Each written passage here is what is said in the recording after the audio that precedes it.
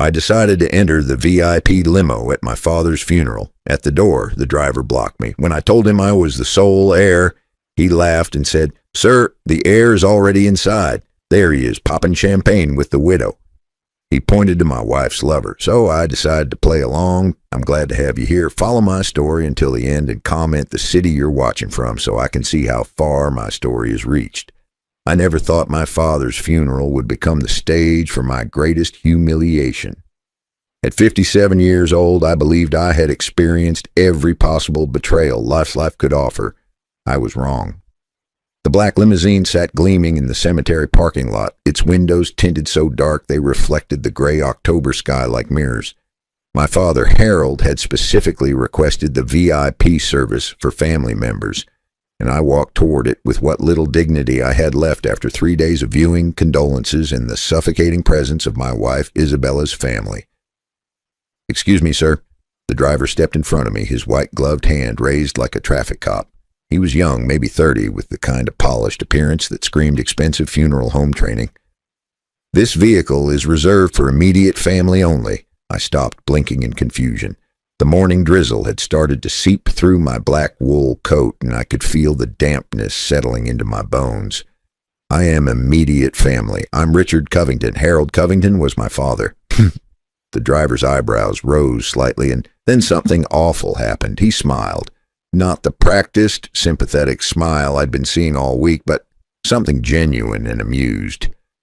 "Sir, I'm sorry, but the heir's already inside." He gestured toward the limousine with a theatrical flourish that made my stomach drop. "There he is, celebrating with the widow." Through the tinted glass, I could make out shapes moving inside. The faint sound of laughter drifted out, followed by what sounded distinctly like champagne bottles clinking together. My throat went dry as the driver leaned closer, his voice dropping to a conspiratorial whisper. "That gentleman in there told us he inherited everything. Said the old man finally came to his senses about who really deserved the family fortune." The driver's eyes held a mixture of pity and entertainment.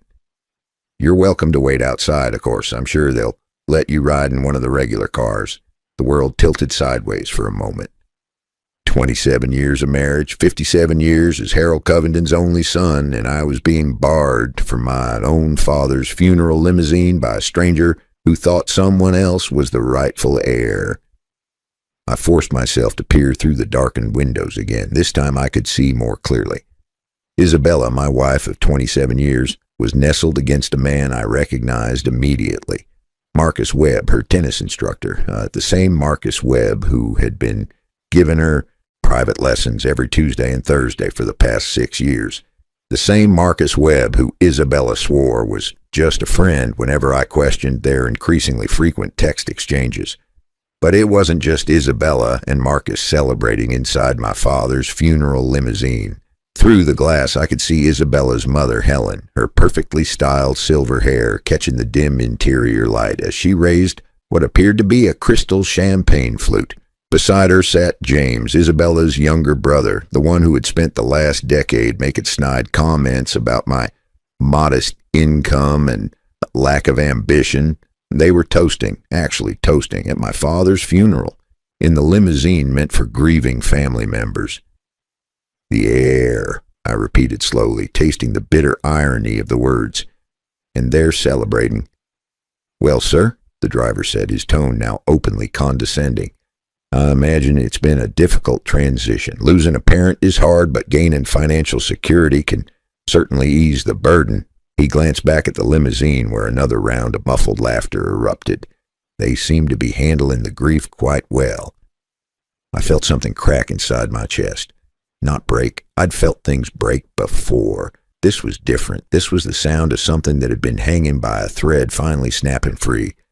For 6 years, I had ignored the signs, the late-night phone calls Isabella claimed were from her book club, the expensive new clothes that appeared in her closet despite our modest budget, the way she flinched when I touched her, as if my hands were somehow distasteful. The family dinners where Helen would make pointed comments about men who couldn't provide properly for their wives, while James nodded in agreement. I had told myself it was my imagination. That grief over my father's declining health was making me paranoid. That 27 years of marriage meant something, even if that something had grown cold and brittle over time. But standing there in the cemetery parking lot, watching my wife celebrate with her lover while my father lay in his casket 50 yards away, I understood with perfect clarity that I had been living a lie.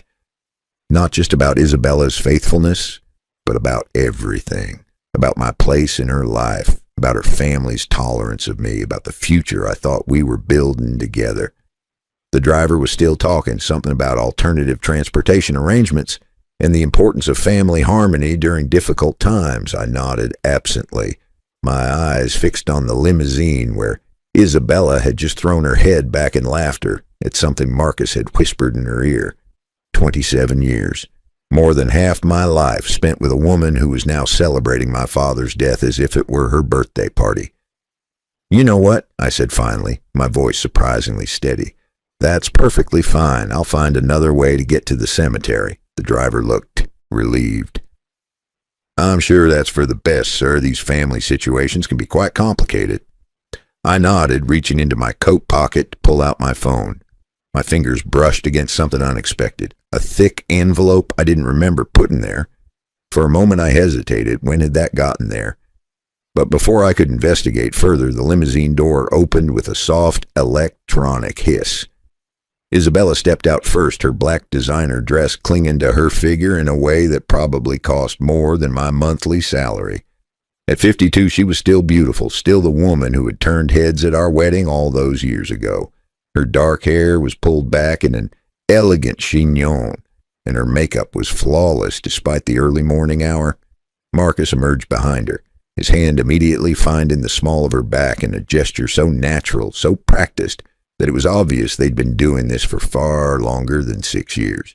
He was younger than both of us, probably in his early 40s, with the kind of athletic build that came from years of professional tennis instruction, and the confidence that came from never having to worry about money. "Oh, Richard," Isabella said, her voice carrying that tone I'd grown to hate, the one that suggested surprise tinged with disappointment. "What are you doing out here? Shouldn't you be in one of the family cars?" Helen appeared in the limousine doorway, her pale blue eyes scanning me with the same expression she might use to examine something unpleasant on the bottom of her shoe. "Really, Richard, this is hardly the time to make a scene. Your father deserves dignity at his funeral, don't you think?" James emerged last, straightening his expensive suit as he looked me up and down. "The cars for extended family are over there," he said, pointing toward a row of modest black sedans. "I'm sure they'll have room for you." Extended family. I was extended family at my own father's funeral. The rain was falling harder now, and I could feel it soaking through my coat, chilling my skin. But something else was happening too, something that had been building for years, was finally reaching its breaking point. I looked at Isabella, really looked at her, and saw something in her eyes I'd been missing. Not guilt, not shame, not even pity.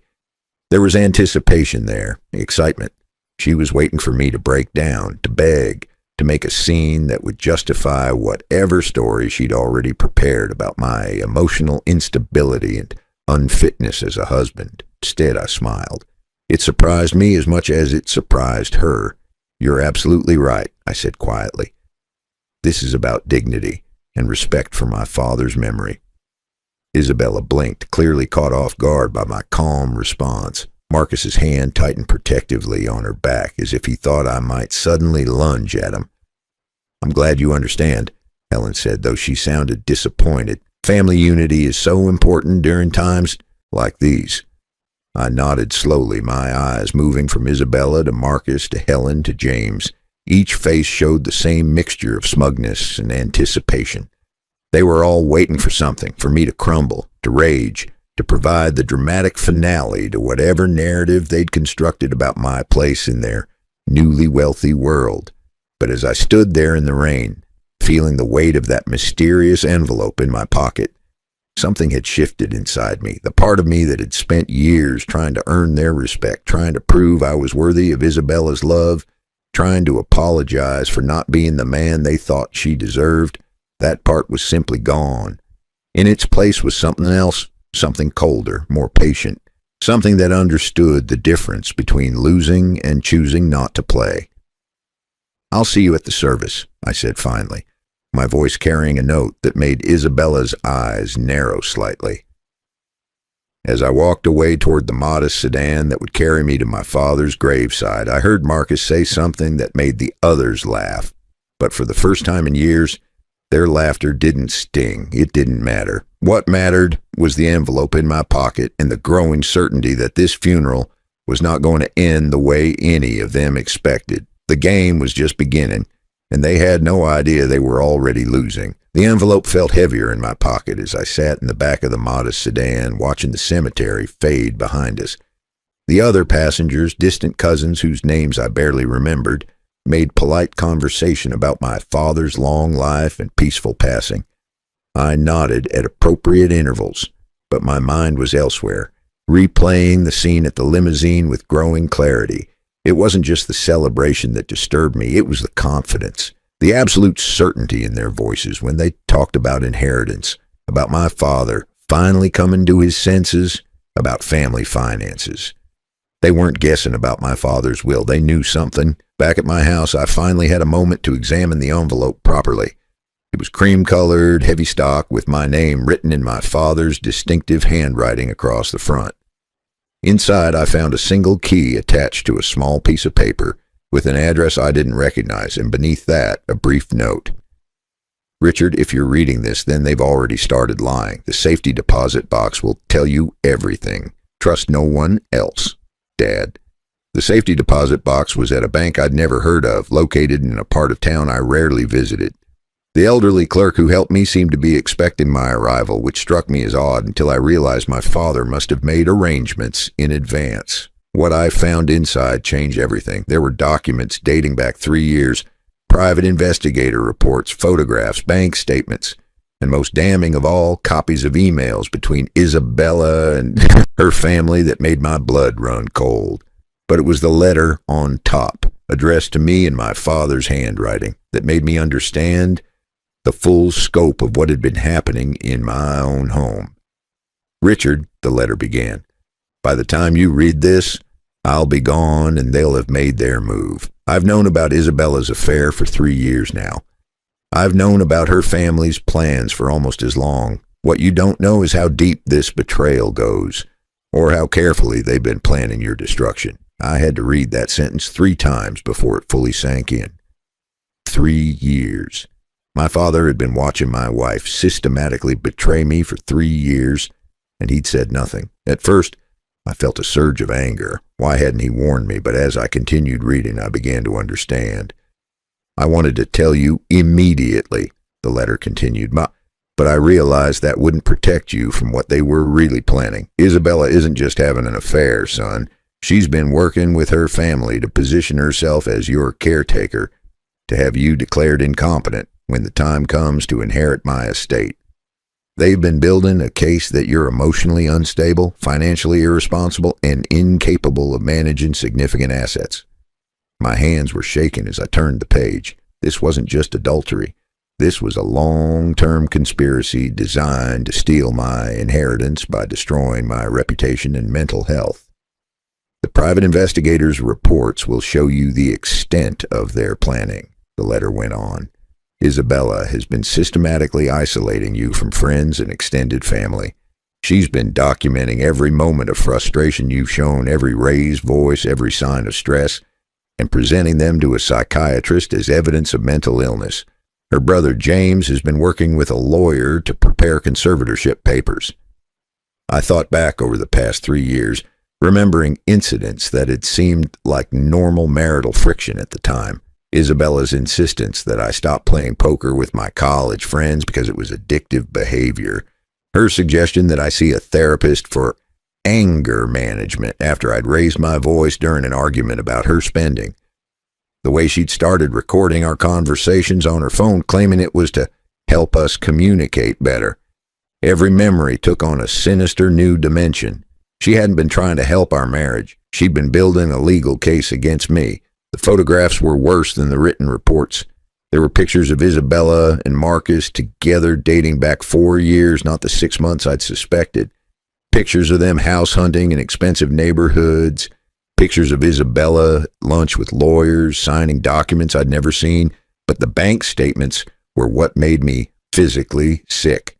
For the past 2 years, Isabella had been withdrawing money from our joint account, small amounts, never enough to trigger my attention, but adding up to nearly $15,000, money that I'd assumed was going toward household expenses or her book club activities, had actually been funding her secret life with Marcus.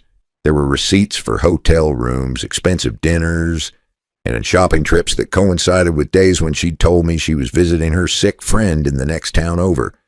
There were credit card statements for cards I didn't even know existed, all in my name, showing purchases of jewelry and lingerie that I'd never seen her wear. I was sitting in my father's favorite chair, surrounded by evidence of my wife's betrayal, when my phone rang. The caller ID showed a number I didn't recognize. Richard Covington? The voice was professional, crisp. "This is Margaret Chen from Patterson, Chen & Associates. I was your father's attorney. I believe we need to meet immediately." The law office was located in the financial district, in one of those glass towers that made me feel underdressed even when I was wearing my best suit. Margaret Chen was a woman in her 50s with silver-streaked black hair and eyes that seemed to see everything. She shook my hand with a firm grip and gestured for me to sit in one of the leather chairs facing her massive oak desk. "First," she said without preamble, "let me express my condolences for your loss. Your father was a remarkable man and a careful planner." She opened a thick file folder and pulled out a document I recognized as a will. "Second, I need to inform you that what happened at the funeral today was based on fraudulent information." My stomach tightened. "What do you mean?" "Your father suspected that your wife and her family might try to interfere with his estate planning. About 6 months ago, he asked me to create 2 versions of his will. One was a decoy designed to look official, but containing false information about his assets and beneficiaries.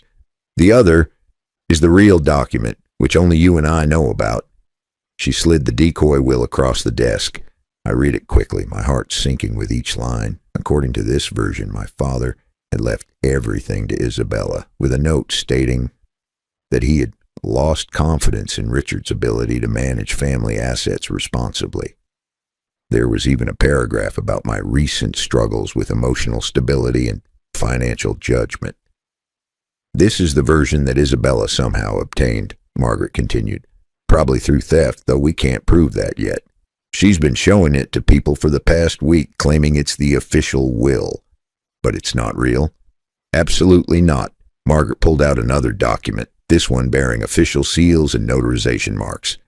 "This is your father's actual will, executed just 3 months ago. You, Richard, are the sole beneficiary of his entire estate, which includes not just his house and savings, but several properties and investments that Isabella doesn't even know exist."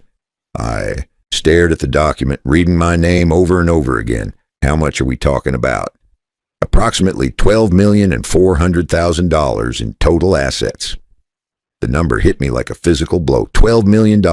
My father, the man who had lived modestly in the same house for 30 years, who drove a 10-year-old car and clipped coupons from the Sunday paper, had been worth $12 million. "But there's more you need to know," Margaret said, her expression growing darker. "Your father didn't just suspect Isabella was cheating on you. He had proof, and he discovered that she and her family were planning to have you declared mentally incompetent so they could control your inheritance through a conservatorship arrangement." She handed me another folder, this one containing psychiatric evaluations that I'd never agreed to participate in.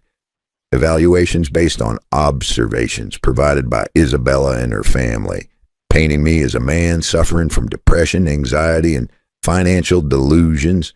"They were going to wait until after the funeral," Margaret explained, "for once Isabella was presumably in control of your father's money, they planned to have you committed for psychiatric evaluation. With these fabricated reports and Isabella's testimony about your deteriorating mental state, they probably would have succeeded in having a court-appointed conservator take control of your affairs." I thought about Isabella's behavior over the past few months. the concerned conversations about my stress levels, her suggestions that I might benefit from professional help, the way she'd started treating me like an invalid who couldn't be trusted with important decisions. "She's been playing a long game," I said slowly. "Very long and very carefully planned, but your father was smarter than they gave him credit for." Margaret smiled for the first time since I'd entered her office. "The question now is, what do you want to do about it?" I sat back in the leather chair, my mind racing. Isabella and her family thought they'd won. They were probably at my house right now, going through my father's papers, planning their next moves, celebrating their victory over the weak, emotionally unstable husband who was about to lose everything. They had no idea that their carefully constructed plan was built on a foundation of lies, and that the real will, the one that mattered, gave me not only financial freedom, but the power to decide how this story would end. I looked at Margaret Chen, this woman who had helped my father protect me even after his death, and felt something I hadn't experienced in years. Control. "I want to give them exactly what they expect," I said finally. "For now." Margaret raised an eyebrow. "You want to let them believe they've succeeded? I want them to show me exactly who they really are. I want to see how far they'll go when they think they've won." I stood up, tucking the real will into my jacket pocket next to my father's letter. "And then I want to watch their world collapse when they realize they never had any power at all." For the first time in 3 years, I was the one with the secret, and unlike my wife, I knew how to be patient. When I walked through the front door of my house that evening, the atmosphere hit me like a wall of expensive perfume and barely contained excitement. Isabella was in the kitchen, her phone pressed to her ear, speaking in the animated tone she reserved for good news. Through the archway, I could see Helen and James seated at the dining room table, papers spread before them like battle plans. "Yes, the reading's scheduled for tomorrow morning at 10, Isabella was saying. "No, there shouldn't be any problems. Richard doesn't even know about the other properties." She laughed, a sound that would have warmed my heart 6 months ago, but now made my skin crawl. "Trust me, by this time next week, we'll have everything sorted out." She noticed me standing in the doorway and quickly ended her call. "Richard, honey, you're home. How are you feeling? Today was so difficult for all of us." The concern in her voice was perfectly modulated, practiced. I wondered how long she'd been rehearsing that tone. The caring wife worried about her grieving husband's mental state. Margaret Chen's words echoed in my mind. They were building a case for my incompetence. "I'm managing," I said quietly, which was true in ways she couldn't imagine. "What's all this?" I gestured toward the dining room where Helen and James were pretending to read sympathy cards while clearly eavesdropping on every word. "Oh, we're just trying to help organize things for tomorrow. Your father's will reading, the funeral arrangements, all those details that can be so overwhelming when you're grieving." Isabella's hand found my arm, her fingers cool against my skin. "Why don't you sit down? You look exhausted. I can make you some tea." Tea. She'd been pushing tea on me for months, always insisting I finish the cup even when it tasted bitter. I thought of the psychiatric reports in Margaret Chen's office, the ones documenting my alleged paranoia and anxiety. Had she been drugging me? The thought should have shocked me, but after everything I'd learned, it seemed almost inevitable. "That's very thoughtful," I said, "but I think I'll just go upstairs and rest for a while."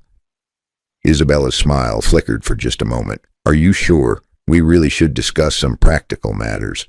There are going to be decisions to make, paperwork to handle. I don't want you to worry about any of it, but we should talk about how we're going to manage everything." How we were going to manage everything, as if there was still a we in any meaningful sense. James cleared his throat from the dining room. "Richard, why don't you join us? We're trying to get a handle on your father's affairs. There are some questions only you can answer."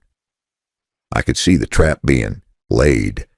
They wanted me involved just enough to sign whatever documents they'd prepared, but not enough to actually understand what I was signing. They needed my cooperation to make their plan work, which meant they had to maintain the illusion that I was still part of their decision-making process.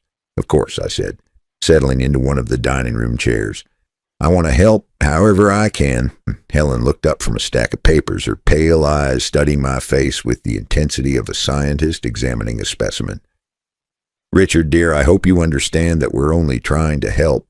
Managing an inheritance can be so complicated, especially when there are tax implications and legal requirements. Isabella and James have been researching the best ways to handle everything." I nodded, keeping my expression neutral while internally marveling at her audacity. They were discussing my inheritance, money that was rightfully mine, as if I were a child who needed adults to make decisions for him. James spread out what appeared to be legal documents across the table. "We've been in touch with an estate planning attorney. She says there are several steps we need to take immediately to protect the assets from unnecessary taxation and legal complications." I recognized one of the documents from Margaret Chen's files. It was a power of attorney form that would give Isabella complete control over my financial affairs. Another was a medical directive that would allow her to make healthcare decisions on my behalf if I was deemed unable to do so myself. "This all seems very thorough," I said carefully. "But shouldn't we wait until after the official will reading tomorrow before making any major decisions?" The three of them exchanged glances so quickly I might have missed it if I hadn't been watching for exactly that kind of coordination. They knew something about tomorrow's will reading that they thought I didn't know. "Well," Isabella said, her voice taking on that patient tone people use with confused elderly relatives, "the thing is, your father's attorney already gave us a preliminary overview of the will's contents. It's just a formality at this point. Just a formality. They were so confident in their fraudulent document that they'd already moved past pretending it might contain surprises." "I see," I said. "And what did this preliminary overview reveal?" Helen reached across the table and patted my hand with the kind of condescending gentleness that made my jaw clench.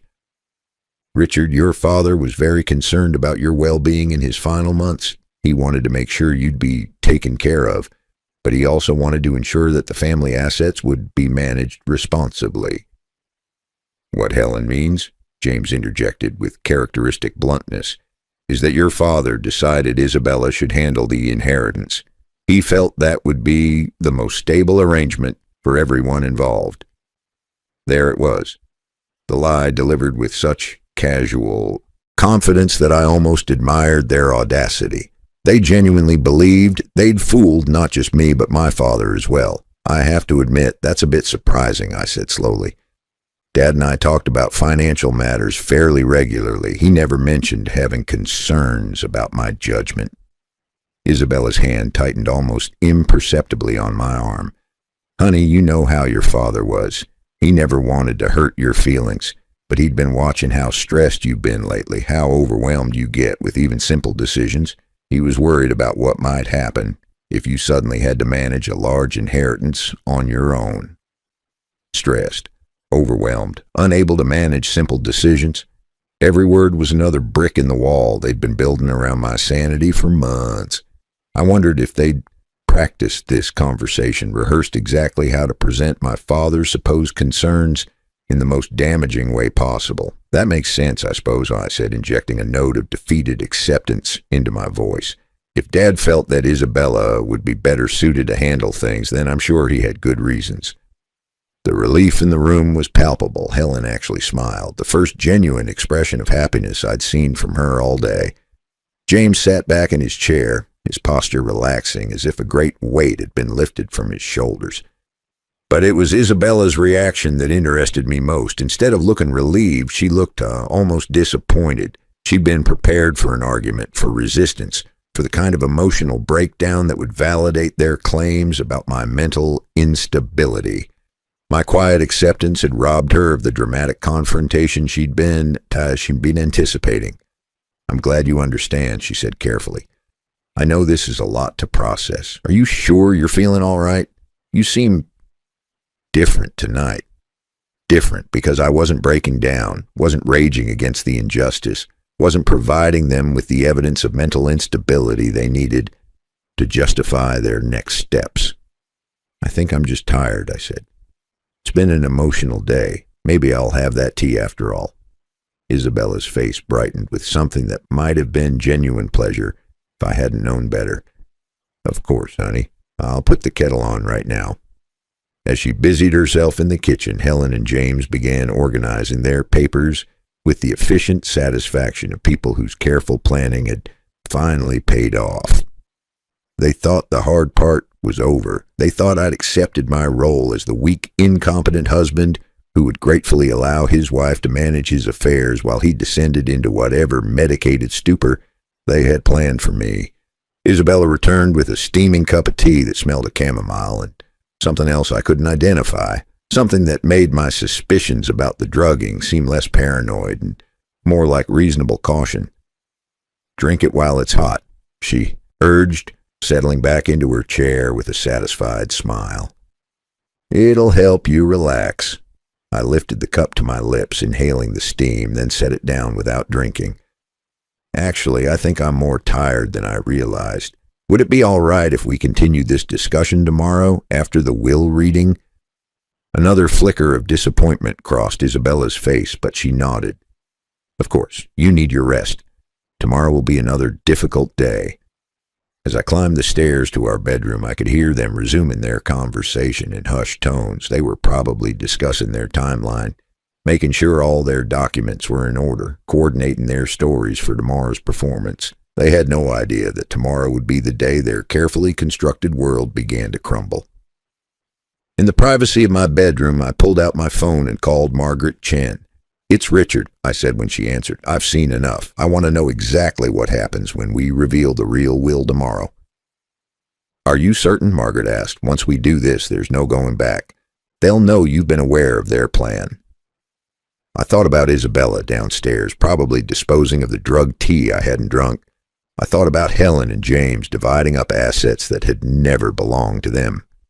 I thought about Marcus, who was undoubtedly waiting somewhere nearby for news of his financial future. "I'm certain," I said, "but I want to do this right. I want them to understand exactly how completely they've lost."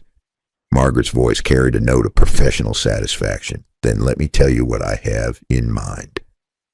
As she outlined her plan, I felt something I hadn't experienced in years. Anticipation.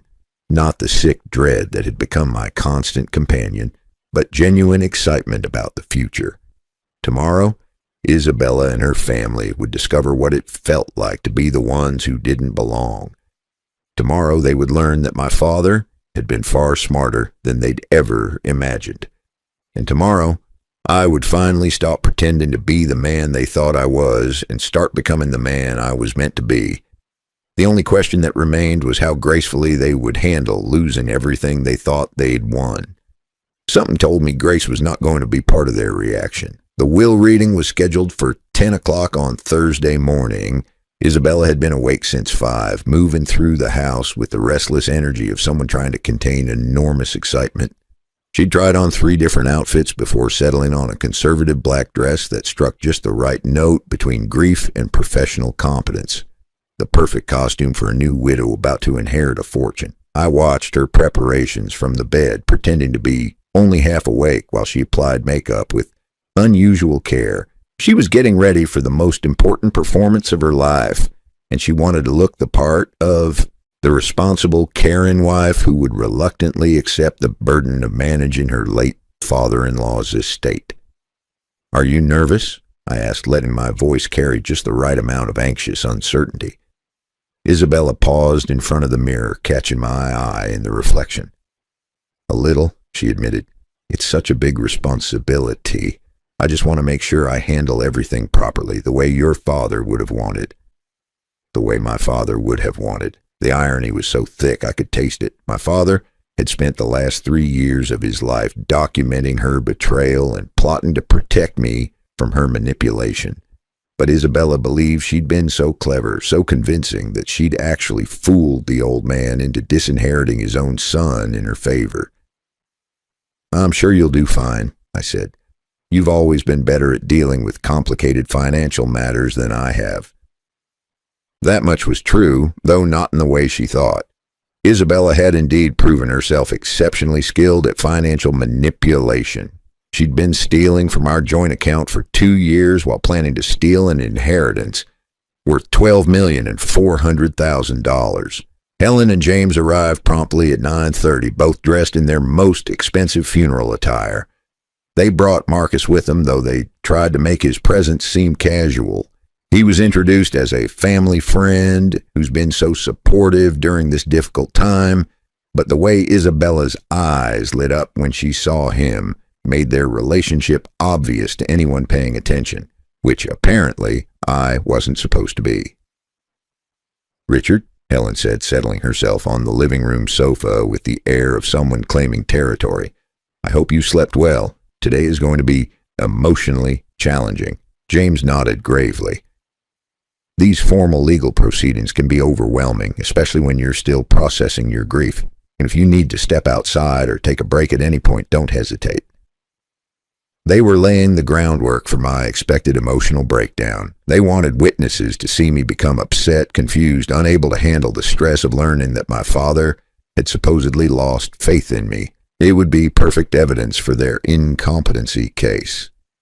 "I appreciate that," I said. "I have to admit, I'm feeling pretty anxious about the whole thing." Isabella immediately moved to sit beside me, her hand finding mine in what appeared to be a gesture of comfort. "Don't worry, honey. No matter what happens today, we'll get through it together. I'll take care of everything."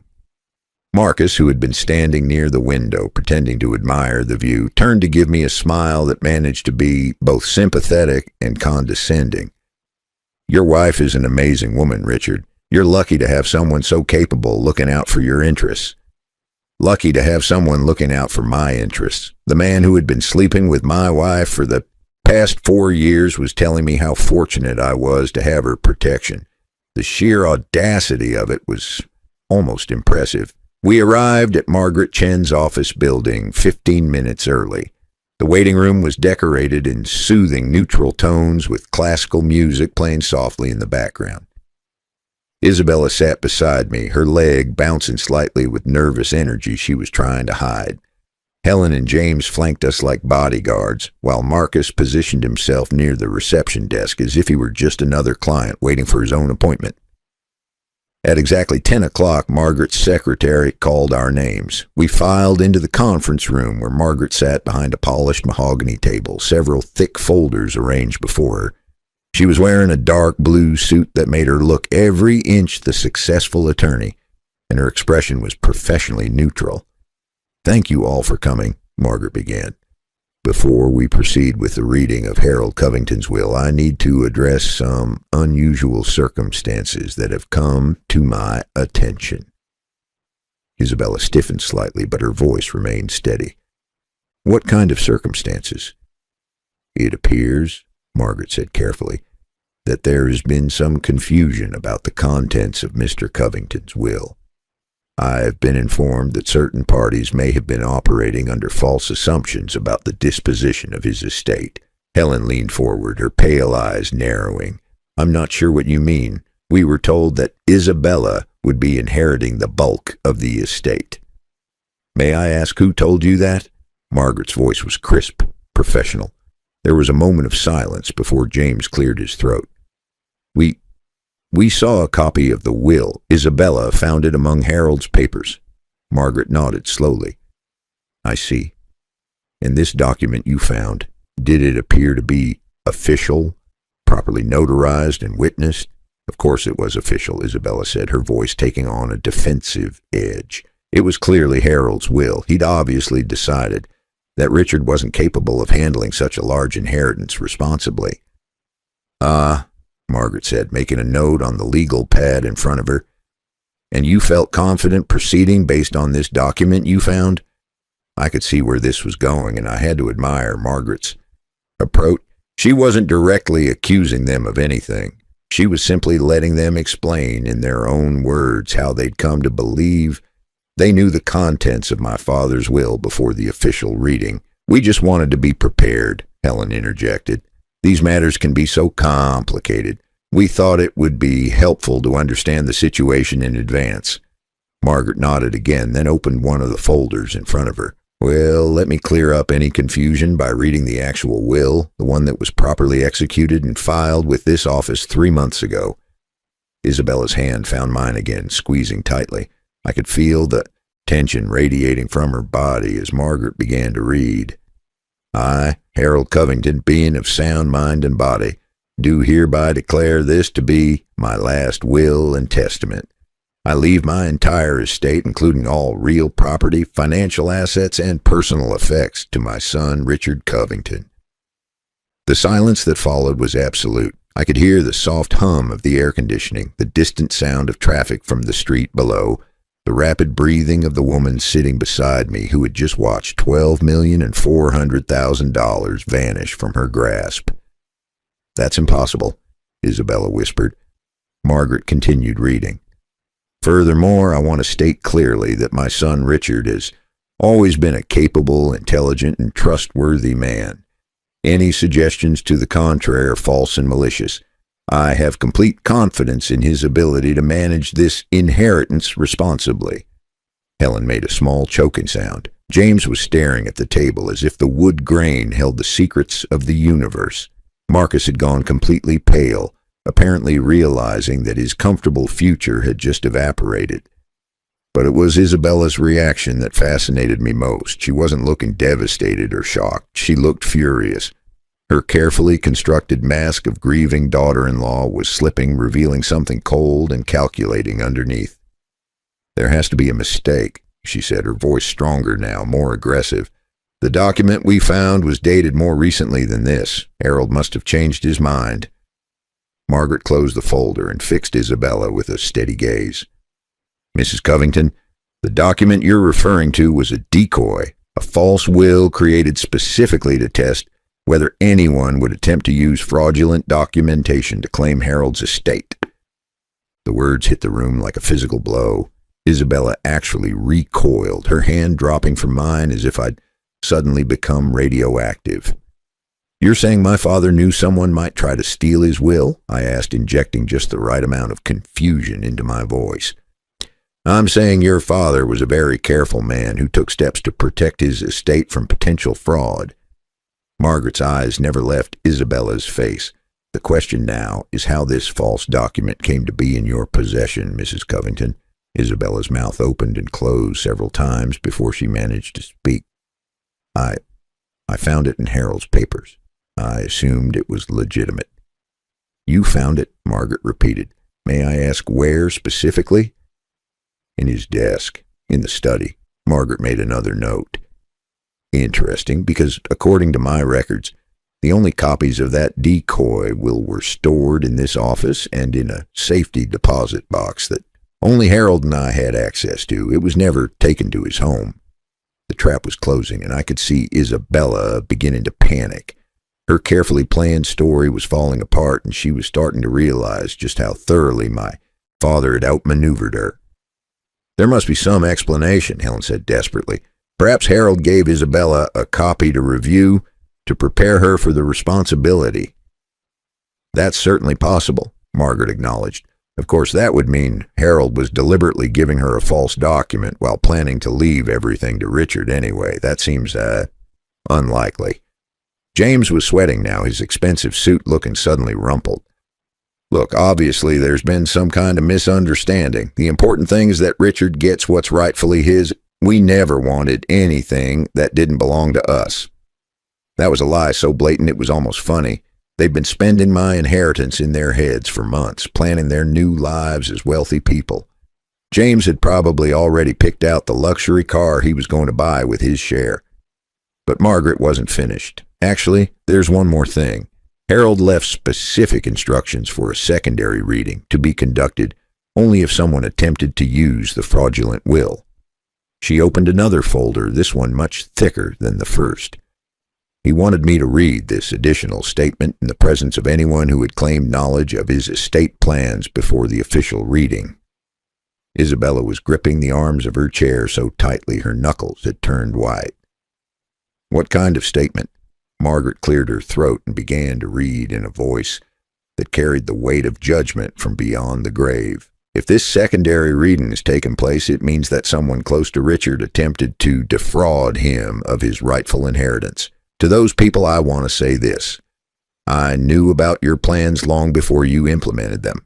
I knew about the affair. I knew about the forged psychiatric evaluations. I knew about the money stolen from joint accounts. And I knew about your intention to have my son declared incompetent so you could control his inheritance through conservatorship. The color drained completely from Isabella's face. Beside her, Helen made a small, whimpering sound. Furthermore, Margaret continued, and I have documented evidence of all these activities, which I have left in Richard's care, along with instructions on how to proceed legally if he chooses to do so. The room was so quiet I could hear my own heartbeat. Everything they'd worked for, everything they'd planned, everything they'd celebrated just 24 hours ago had not only disappeared, but turned into a potential criminal liability. Margaret closed the folder and looked around the table. That concludes the reading of Harold Covington's will. Richard, if you'd like to stay for a few minutes, we can discuss the practical aspects of managing your inheritance. Everyone else. She paused meaningfully. I believe you have some personal matters to sort out. Isabella stood up so abruptly her chair scraped against the floor. Her face was a mask of barely controlled rage, all pretense of loving concern finally abandoned. This isn't over, she said, her voice low and dangerous. I looked up at her, really looked at her, and for the first time in our 27-year marriage, I saw her clearly. Not the woman I'd fallen in love with, not the wife I'd tried so hard to please, but the stranger she'd always been underneath. Yes, I said quietly. It is. As they filed out of the conference room in stunned silence, I realized that the most remarkable thing wasn't that I'd won, it was that I felt nothing but relief. The war was over before they'd even realized it had begun. The silence that followed Isabella and her family's exit from Margaret Chen's office was profound, but it wasn't peaceful. It was the kind of silence that comes before a storm, heavy with unspoken threats and barely contained fury. Through the conference room's floor-to-ceiling windows, I watched them cluster in the parking lot below, their animated gestures and heated expressions telling me everything I needed to know about their state of mind. Margaret closed her folders with the satisfied precision of someone who had just executed a perfectly planned legal maneuver. How are you feeling, Richard? Relieved, I said and meant it, but also concerned about what they'll do next. Isabella doesn't handle defeat well, and she's had 27 years to study my weaknesses. Margaret nodded thoughtfully.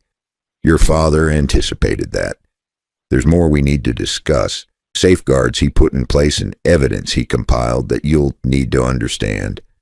She opened a different folder, this one containing photographs and documents I hadn't seen before. He was very thorough in documenting their activities.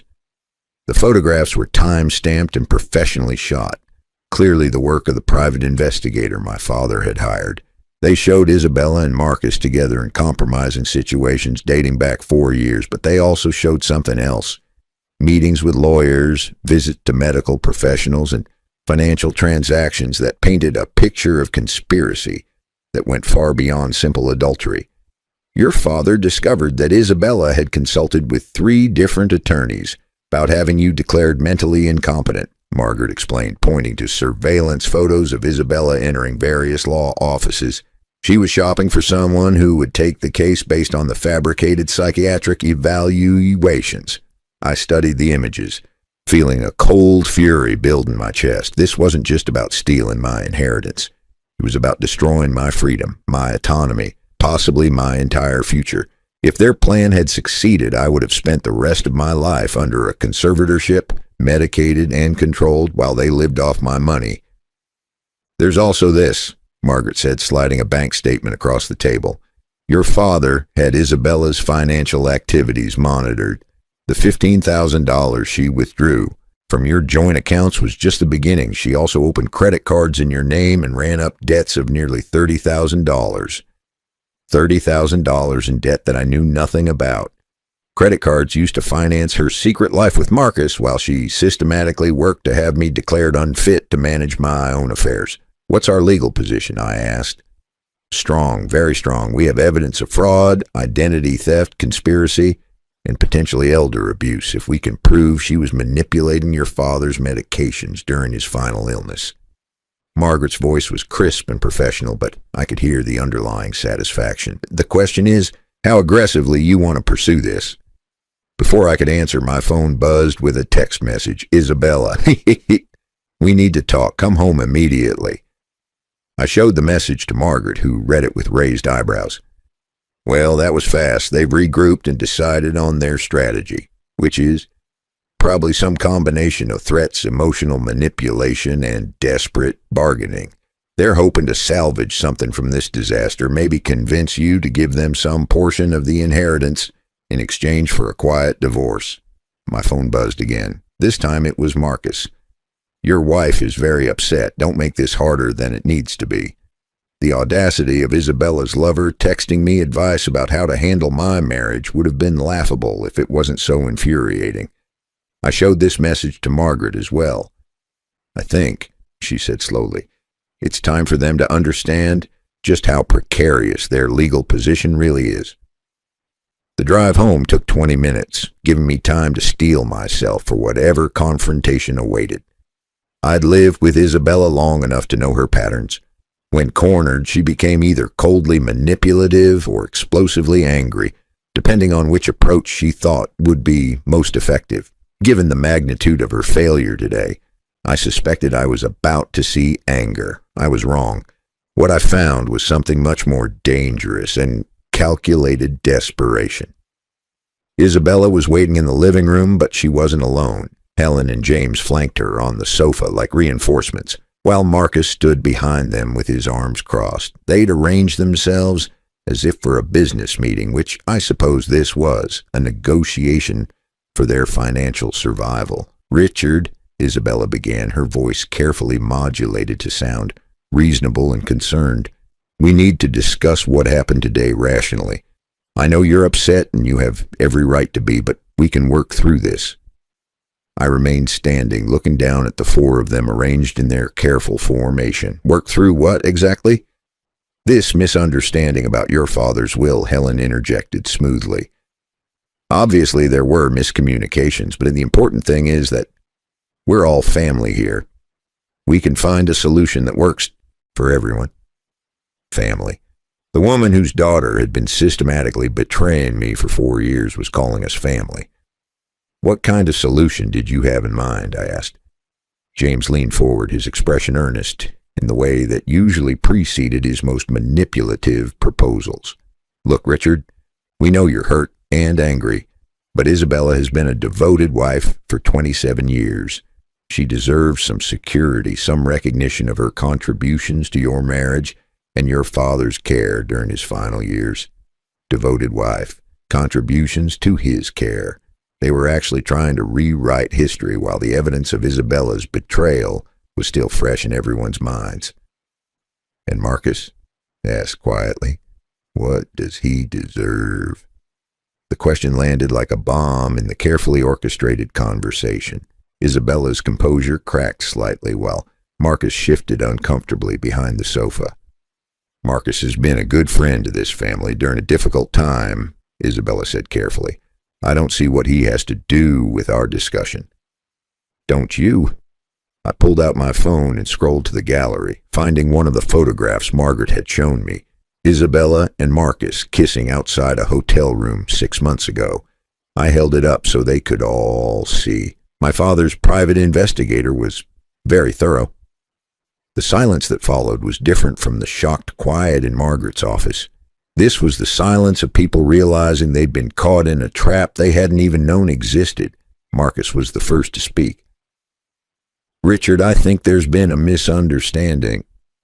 The only misunderstanding, I interrupted, was thinking you were all smart enough to pull this off. I pocketed my phone and looked directly at Isabella. 4 years. My father documented 4 years of your affair, your financial theft, and your plans to have me declared mentally incompetent. Isabella's mask finally slipped completely. The concerned, reasonable wife disappeared, replaced by something cold and predatory. Fine, so what? You were never going to divorce me. You were never going to stand up for yourself. You were just going to keep letting me walk all over you forever. There it was, the truth she'd been hiding behind 27 years of marriage. Not that she'd fallen out of love with me, not that she'd made a mistake, but that She'd seen me as weak and taken advantage of that weakness. She's right, Helen added, her voice taking on a nasty edge. You've been pathetic for years. Isabella deserves better than a man who won't even fight for his own marriage.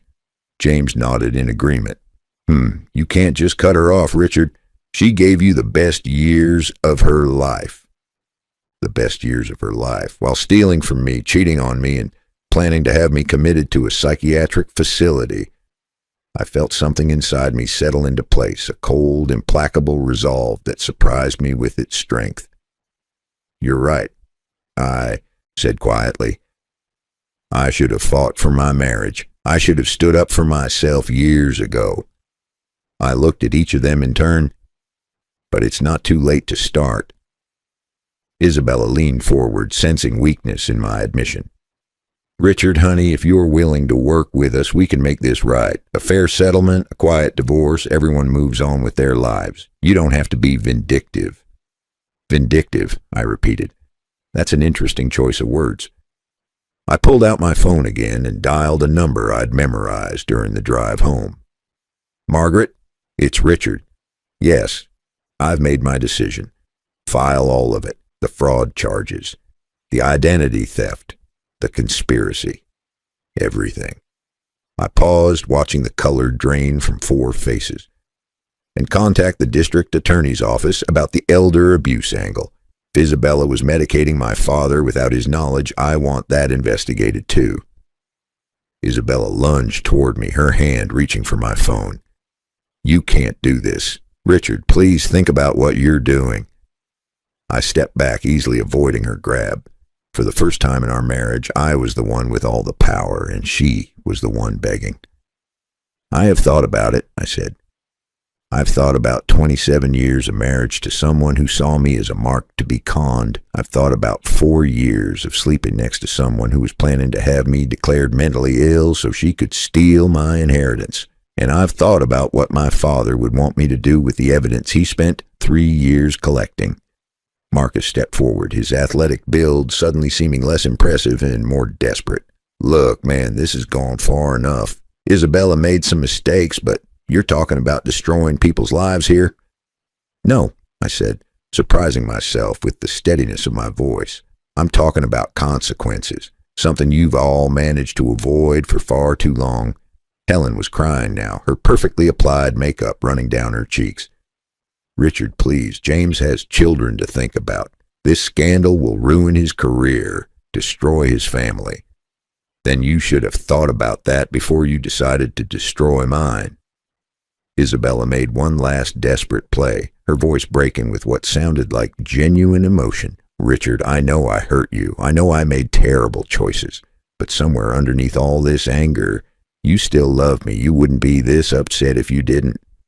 I looked at her, really looked at her, trying to find some trace of the woman I'd fallen in love with 27 years ago. But that woman had been an illusion, a performance designed to hook a mark and keep him compliant while she slowly destroyed his life. No, Isabella, I said quietly. I don't love you. I haven't loved you for a long time. I just didn't realize it until today. The truth of those words hit me as I spoke them. The pain I'd been feeling wasn't heartbreak. It was relief. Relief at finally seeing clearly, relief at no longer having to pretend our marriage meant something it had never meant. My phone rang. Margaret's voice was businesslike and efficient. Richard, I've filed the initial paperwork. The authorities want to interview you tomorrow morning. Are you prepared for this to become public? Yes, I said, looking at the 4 people who had planned to steal my future. I'm more than ready. As I hung up, Isabella fell back onto the sofa, her face buried in her hands. The others sat in stunned silence, finally understanding that their carefully laid plans hadn't just failed. They'd become evidence in a criminal case that would follow them for the rest of their lives. But I felt something I hadn't experienced in years. Freedom. Not just from their manipulation, but from the burden of trying to save a marriage that had been built on lies from the beginning. Tomorrow would bring new challenges, but tonight, for the first time in decades, I was going to sleep peacefully. The game was over, and justice was finally beginning. 6 months later, I sat on the wraparound porch of my father's country house, my country house now, watching the sun set over the lake he'd loved so much. The house was everything he'd described in his letters, rustic but comfortable, isolated enough for true privacy, but close enough to town for convenience. More importantly, it was completely free of the memories that had poisoned my life in the city. The legal proceedings had concluded 3 weeks ago. Isabella pled guilty to fraud and identity theft in exchange for a reduced sentence, 18 months in minimum security prison, followed by community service. Marcus disappeared shortly after the charges were filed, apparently deciding that loyalty to Isabella wasn't worth risking his own freedom. Helen was facing financial ruin from the legal fees, while James had lost his job when the scandal became public. But the real victory wasn't their punishment, it was the peace I'd found in their absence. I'd discovered things about my father's life that he'd never shared with me. The country house was just one of several properties he'd quietly acquired over the years. There was also a cabin in Montana, a small apartment in Paris, and a beachfront cottage in Maine. He'd been planning a very different kind of retirement than the modest one he'd pretended to envision. More surprisingly, I'd found journals dating back 20 years where he'd documented his growing concerns about Isabella. He'd never liked her, had never trusted her apparent transformation from the ambitious young woman I'd married to the supportive wife she pretended to become, but he'd also understood that I needed to discover her true nature for myself in my own time. The hardest thing about being a parent, he'd written in an entry from 2 years ago, is watching your child make mistakes while knowing that preventing those mistakes would rob them of the strength that comes from overcoming them. Richard is stronger than he knows, but he'll never discover that strength as long as I'm fighting his battles for him. He'd been right. The man who had meekly accepted Isabella's betrayal for 4 years would never have survived what followed. But the man who had emerged from that destruction was someone I was finally learning to respect. The financial windfall had been life-changing, but not in the way people might expect. Having $12,400,000 didn't make me feel wealthy. It made me feel free. Free to choose where to live based on what brought me peace rather than what I could afford. Free to pursue interests I'd abandoned during my marriage because Isabella had deemed them immature or impractical. Free to discover who I was when I wasn't constantly trying to earn someone else's approval. I'd started writing again, something I hadn't done since college. Nothing ambitious, just observations about lake life, memories of my father, reflections on the strange process of rebuilding a life from scratch at 57. I wasn't planning to publish anything, but the act of writing felt like reclaiming a part of myself I'd thought was lost forever. My phone rang, interrupting my thoughts. The caller ID showed a number I'd blocked months ago, but which still appeared occasionally when Isabella used different phones to try reaching me. I'd stopped answering these calls, but something made me pick up this time. "Richard," Isabella's voice was subdued, stripped of the confidence that had once defined her. "Please don't hang up." I didn't hang up, but I didn't speak either. After a moment, she continued, "I know I don't have the right to call you. I know I don't deserve your forgiveness. But I wanted you to know that I understand now what I threw away." "Do you?" I asked quietly. "I had a good man who loved me, and I treated that like it was worthless. I had a stable life, a future, and I gambled it all away for someone who disappeared. The moment things got difficult," her voice cracked slightly, "I destroyed 27 years of marriage for a man who wouldn't even visit me in prison." There was silence on the line. I could hear her breathing, could almost feel her waiting for me to offer comfort, forgiveness, some sign that our shared history meant something despite everything that had happened. "Isabella," I said finally, "I hope you find peace. I hope you learn to be the person you were pretending to be all those years. But I won't be part of that journey." "I understand." Her voice was barely above a whisper. I needed you to know that you weren't the failure in our marriage. I was." After I hung up, I sat in the growing darkness thinking about forgiveness and healing and the strange paths that lead us to the lives we're meant to live. I didn't hate Isabella anymore. That had faded months ago, replaced by something closer to pity. She would spend years rebuilding her life from the wreckage of her choices, and that was justice enough. But more importantly, I no longer needed her acknowledgement of my worth to feel whole. The validation I'd spent decades seeking from someone who was incapable of giving it had become irrelevant. A knock at the front door pulled me from my thoughts. I wasn't expecting anyone. The house was deliberately isolated, and I'd been careful about sharing my new address. Through the window, I could see a woman standing on the porch, her silver hair catching the last rays of sunlight. When I opened the door, I found myself face to face with Sarah Peterson, the librarian from town. We'd had several pleasant conversations over the past months when I'd come in looking for books about lake ecology and local history. She was perhaps 60, with kind eyes and the comfortable presence of someone who'd found genuine contentment in a simple life. "I hope I'm not intruding," she said, holding up a covered dish. "I was making too much soup for one person, and I remembered you mentioning that you were still learning to cook for yourself." It was such a simple gesture, offered without expectation or agenda, that it took me a moment to respond. When had I last experienced kindness that didn't come with strings attached? "That's very thoughtful," I said, stepping aside to let her in. "Would you like to stay for dinner? I was just about to eat something that probably can't compete with homemade soup." Sarah smiled, and for the first time in months, I felt something stir in my chest that wasn't grief or anger or relief. It was possibility.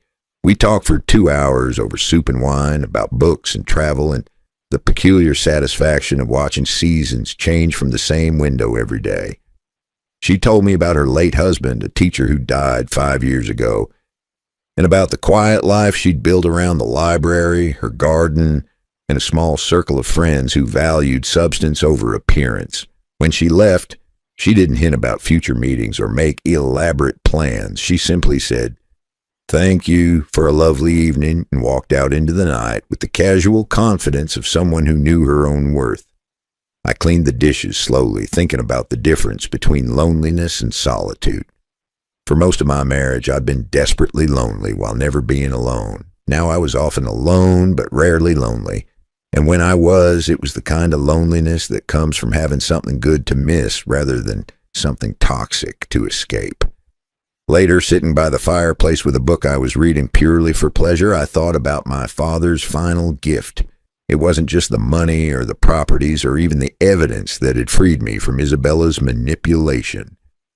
It was the example he'd set, the quiet strength of a man who'd planned carefully, acted decisively, and trusted his son to become the person he was meant to be. At 57, I was finally discovering what it felt like to live without fear. Fear of disappointing someone, fear of being abandoned, fear of not being enough. The inheritance had given me financial security, but the real treasure was the knowledge that I could survive anything, betrayal, humiliation, loss, and emerge stronger. My phone buzzed with a text message, but this time it wasn't from Isabella, it was from Sarah. "Thank you for tonight. If you're interested in that book club I mentioned, we meet Thursday evenings at the library." I looked around the quiet house, at the life I was building from scratch, and realized that for the first time in decades, I was excited about the future.